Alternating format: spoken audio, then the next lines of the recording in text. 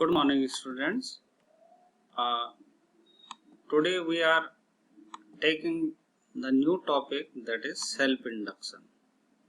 This is a lecture number 5 of chapter number 6, and that chapter's number 6 is electromagnetic induction. So the today's topic is self-induction. Now name suggests that induction of electricity due to change in that coil, that is self-induction. Now see, this is a circuit, the circuit containing battery, emitter and a key, right? Now if we switch on the button or close the key, the current flows in the circuit, and that current is time varying current. If we draw a graph between current and time, so the current will increase with time for a small interval of time, and then it will becomes constant because this current is direct current. And when we switch off the current suddenly decreases and becomes zero. It means current is varying at the time of switch on and switch off. At the time of switch on, the current is increasing, and after switch off the button, the current is decreasing with time. So there is two junctures at which the current is increasing and decreasing at the time of switch on and switch off, right?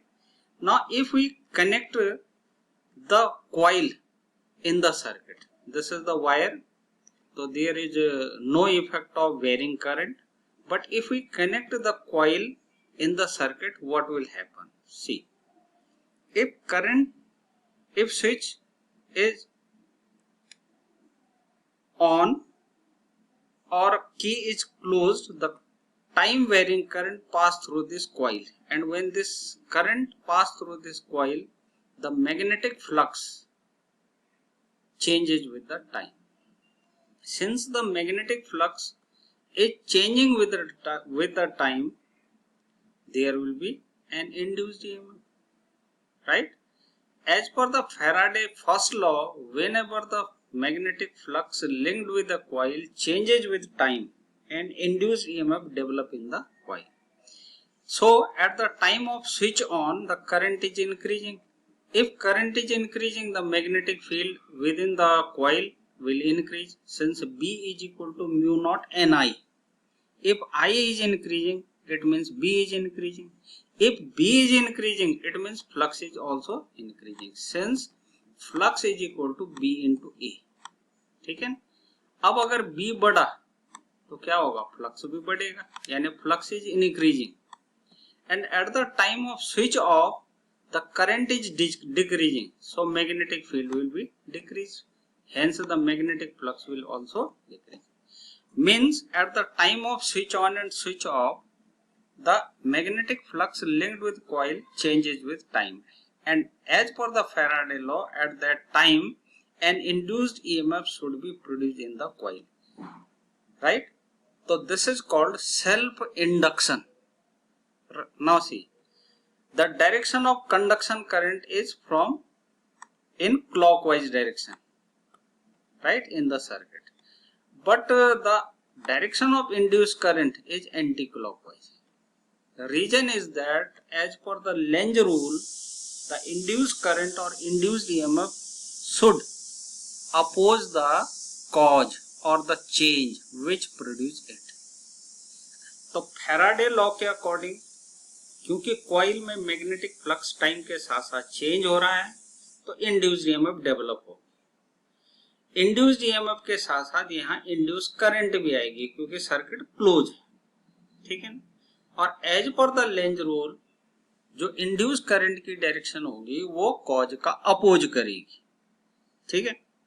तो इसे कहा जाता है self induction, यानी एक ही coil में magnetic flux में changes आ रहे हैं और उस चेंजेस के कारण एक करंट इंड्यूस हो रही है, ठीक है. इसे कहा जाता है सेल्फ इंडक्शन, ठीक. अब दूसरी चीज देखिए बेटा, जैसे ही करंट कांस्टेंट होगी तो क्या होगा, फ्लक्स चेंज होना बंद हो जाएगा। If flux is not changing with time, means there is a constant main current, the induced current will become zero। तो क्या होगा, इंड्यूस करंट सिर्फ इंक्रीज और डिक्रीज ऑफ करंट पे चलेगी। जब इंक्रीज होगा तो अपोजिट डायरेक्शन में फ्लो होके उस करंट को डिक्रीज करेगी, और जब करंट डिक्रीज हो रही होगी तो ये अपोजिट डायरेक्शन में फ्लो होके ये क्या करेगा, उसका सपोर्ट करेगा, यानी उसे बढ़ाने का कोशिश करेगा।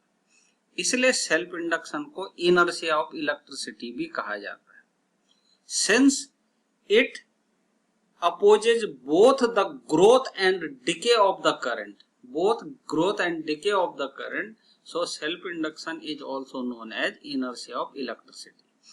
आपने इनर्शिया पढ़ा होगा मैकेनिक्स में, वहां पे कोई बॉडी रेस्ट में, तो रेस्ट में रहना चाह रही है, अगर आप उसको मोशन में लाने की कोशिश करोगे तो अपोज करता है, या कोई बॉडी मोशन में तो मोशन में रहना चाह रही है, अगर आप उसको रेस्ट में लाने की कोशिश करोगे तो क्या करेगा, उसका अपोज करेगा। तो वो क्या करती है, यहाँ पे भी इलेक्ट्रिसिटी क्या कर रही है, सेल्फ इंडक्शन क्या कर रहा है, growth and decay of current का अपोज कर रहा है, इसलिए हम इसे कहते हैं इनर्शिया ऑफ इलेक्ट्रिसिटी। ठीक है, अब हम यहाँ से डिफाइन करेंगे, whenever the electric current passing through the coil or the circuit changes, current changes, the magnetic flux linked with it also changes.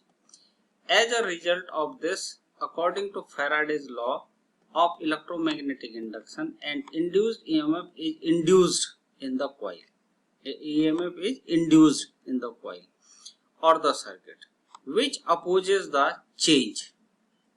This phenomena is called self induction. Self induction इसलिए क्योंकि एक ही coil में changes आ रहे हैं और उसी में oppose हो रहा है, and the induced and the EMF induced is called back EMF। back EMF इसलिए क्योंकि अपोज कर रहा, ठीक है ना, as per the Lenz rule.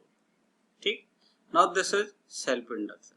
देखिए यहाँ पे हमने सर्किट को इस तरीके से दिखाया, this is the key switch, जैसे ऑन करा करंट इंक्रीज हुई, इसका जो फ्लक्स था वो टाइम के साथ साथ इंक्रीज करने लगा, तो यहाँ पे इंड्यूस्ड ईएमएफ अपोजिट डायरेक्शन में डेवलप। हमारी जो कंडक्शन करंट है वो इस डायरेक्शन में फ्लो हो रही है, जबकि इंड्यूस करंट जो है अपोजिट डायरेक्शन में फ्लो हो रही है। If conduction current is clockwise, the induction current will be anti clockwise direction. ठीक है, the induce current will set up in such a way that will try to minimize the cause of its production और magnetic flux का oppose करने लगता। ठीक, अब जैसे हमने कहा था फ्लक्स जो है वो बी एंड ए पे डिपेंड करता है, एरिया पे और मैग्नेटिक फील्ड। मैग्नेटिक फील्ड होता है म्यू नॉट एन आई, इसका मतलब हम लिख सकते हैं phi is equal to mu naught N I A. ठीक, अगर करंट इंक्रीज करेगी तो फ्लक्स भी इंक्रीज करेगा, फ्लक्स में चेंज आएगा तो इंड्यूस्ड ईएमएफ डेवलप होगी। इसी तरीके से जब करंट डिक्रीज करेगी फ्लक्स भी डिक्रीज करेगा, चेंज इन फ्लक्स होगा, इंड्यूस्ड ईएमएफ आएगा। लेकिन अगर करंट कांस्टेंट होगी तो फ्लक्स कांस्टेंट हो जाएगा, और फ्लक्स अगर कांस्टेंट हो गया तो इंड्यूस करंट या इंड्यूस ईएमएफ जीरो हो जाएगा। कब, जब करंट कांस्टेंट। ठीक है, self induction is a phenomena of inducing EMF in the self coil due to change in current and hence the change in magnetic flux in the coil। एक ही coil में flux में change आ रहा है क्योंकि current change हो रही है, और उसी में इंड्यूस्ड ईएमएफ बैकवर्ड डायरेक्शन में यानी बैक ईएमएफ डेवलप हो रहा है, उसी को कहा जाता है सेल्फ इंडक्शन। ठीक, the induced EMF opposes the growth and decay of the current, यानी इंक्रीज और डिक्रीज करंट का अपोज करता है। ठीक है, hence delays the current to acquire the maximum values. ठीक है ना, मैक्सिमम वैल्यू अटेंड करने में करंट को टाइम लगता है। क्यों, क्योंकि जैसे वो इंक्रीज करता है तो यहाँ से जो इंड्यूस्ड ईएमएफ है वो क्या करती है, उसका अपोज करने लगती है। Self induction is also called as inertia of electricity. ये क्वेश्चन कई बार पूछा जाता है कि prove that self induction is inertia of electricity since it opposes the both growth and decay of the current। Right, अब सेल्फ इंडक्टेंस की बात करें। देखिए सेल्फ इंडक्शन तो एक कॉन्सेप्ट है, ठीक है। अब सेल्फ इंडक्टेंस क्या होगी, जैसे देखिए इनर्शिया एक कॉन्सेप्ट है और उसका मेजरमेंट क्या होता है, मास। जिस बॉडी की इनर्शिया ज्यादा होगी उसका मास ज्यादा होगा। तो इनर्शिया तो कॉन्सेप्ट है और मास क्या हो गया, फिजिकल क्वांटिटी जिसको हम मेजर कर सकते हैं। भाई अगर 5 kg है और एक 10 kg है, इसका मतलब 10 kg वाले ऑब्जेक्ट की इनर्शिया ज्यादा है। इसी तरीके से किसी भी कॉइल की होती है सेल्फ इंडक्टेंस, फिजिकल क्वांटिटी।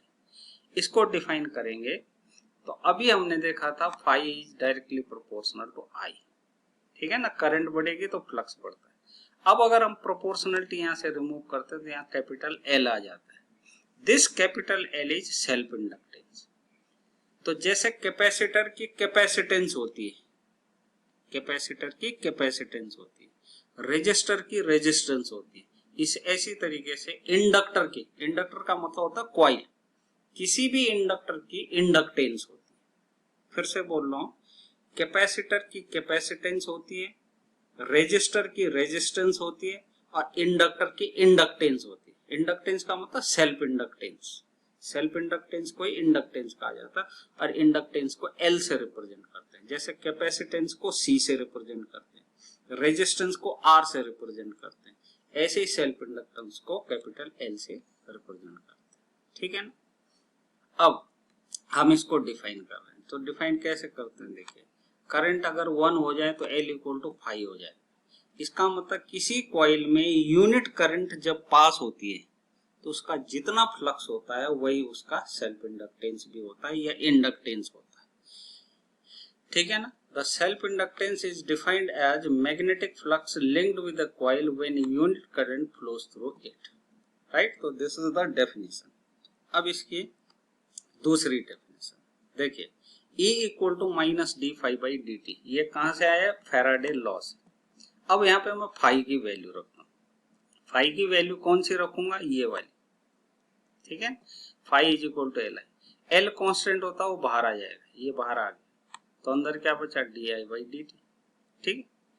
अब इस एल को हमें यहाँ से डिफाइन करना, तो हम D I by d T को 1 कर देते हैं, यानी rate of change of current को 1 कर दें तो एल इक्वल टू क्या आ जाएगा, ई, इंड्यूस्ड ईएमएफ। इसका मतलब किसी कॉइल में जब time rate of change of current unity हो जाए तो उसका जितना इंड्यूस्ड ईएमएफ होता है वही क्या हो जाएगा, उसका self inductance. The self inductance is defined as induced EMF set up in the coil through which the rate of change of current is unity, और इसकी यूनिट होती है सेल्फ इंडक्टेंस की हेनरी, ठीक है ना।